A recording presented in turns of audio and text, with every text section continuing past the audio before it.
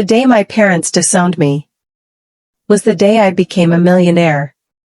But they didn't know that. It all started at my grandfather's will reading. The entire family was there. My rich cousin Armand sat confidently in the front row. He always acted like he was the chosen one. Perfect grades.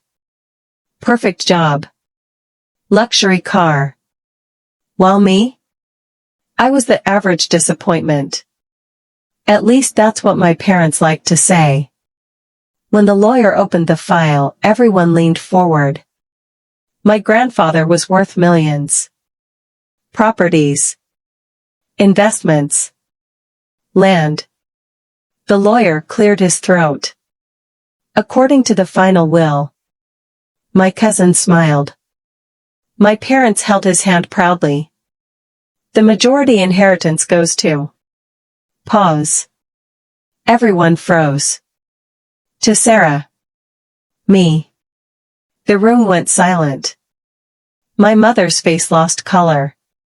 My father blinked like he misheard. Armand laughed nervously. Very funny. The lawyer continued. 70% of assets. Including the main estate. Gasps. My mother suddenly grabbed my arm. There must be a mistake. There wasn't. My grandfather believed in character. Not performance. And he knew something about Armand that the rest didn't. But here's where it gets dark. That night, my parents came to my apartment. Not to congratulate me. To negotiate. We are family, my father said calmly. You should transfer the estate to Armand. He understands business. I stared at him. You want me to give away everything? My mother's voice turned cold. If you don't expect us to treat you like our daughter. And just like that, they chose him. Over me. I didn't argue.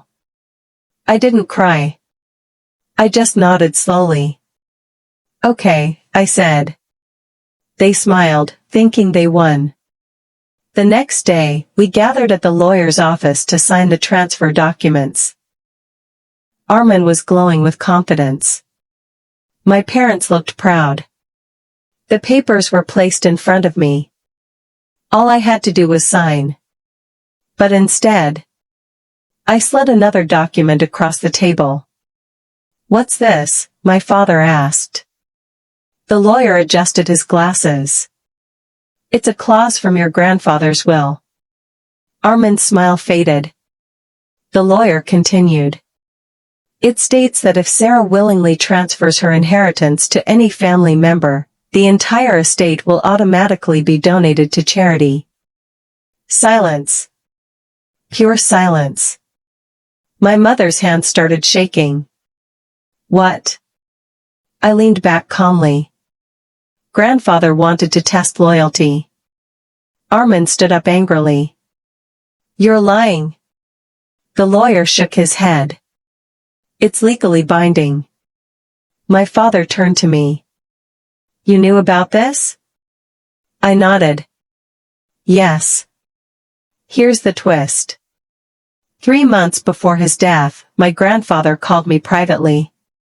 He told me he suspected the family loved money more than each other. So he designed a trap. If they pressured me, they would lose everything. If they supported me, we would all win. And guess what they chose? Money. Armand's face turned red. My mother whispered, "You tricked us." I smiled softly. No. I tested you. They begged me not to sign anything. Suddenly, I was important again. Suddenly, I was our daughter. Too late. I stood up. I'm keeping what was given to me. But I'll share it with people who actually believe in me. And then came the final twist. 2 weeks later, investigators contacted me. Apparently, Armand had been secretly taking money from my grandfather's accounts before he died. Small transfers. Hidden. Greedy. My grandfather knew. That's why he changed the will at the last minute. The evidence was clear. Armin wasn't just jealous. He was a thief. My parents finally saw it. But not because they believed me. Because they saw proof. Armin was arrested. The perfect son image shattered. And my parents? They came to my house one evening. No pride. No arrogance. Just regret. My father said quietly, "We chose wrong." I looked at them calmly. "Yes. You did." They asked for forgiveness. I didn't scream. I didn't insult them. I just said one sentence. "You didn't lose money. You lost me." And I closed the door. But here's the most unexpected twist. 6 months later, I sold the main estate. Not because I needed money, but because I didn't want a house full of betrayal. I used part of the money to build a foundation. In my grandfather's name. Scholarships for students who were always called not good enough. Because I knew exactly how that feels.